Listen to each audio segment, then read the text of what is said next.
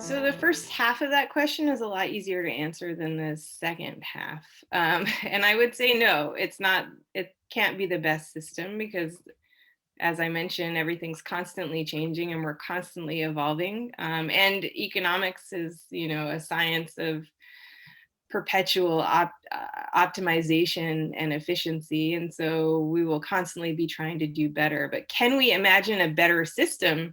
Is a tougher one. I hope the answer is yet, but I can't tell you exactly what it is. I can say that we're probably getting closer to it in some parts of the world. So in the US, which is where I'm normally based, I can say that, there's a big focus on inequality. All of the senior economists who were hired first in the current administration were domestic labor economists. I think that's quite a positive sign. There's a lot of talk about worker power, unionization, education, research and development. These are all things most economists can get on board with and say, that's a way to fundamentally improve things in an economy.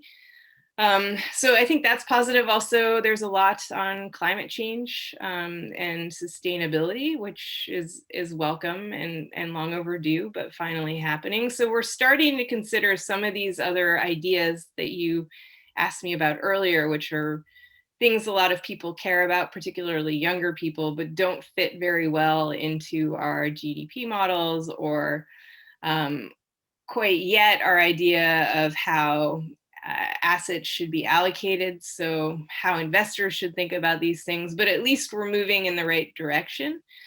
So I have to believe that there's a better framework. I just can't tell you what it will look like in the end. Other than that, we should be considering these things more seriously. And as economists, economics isn't rocket science.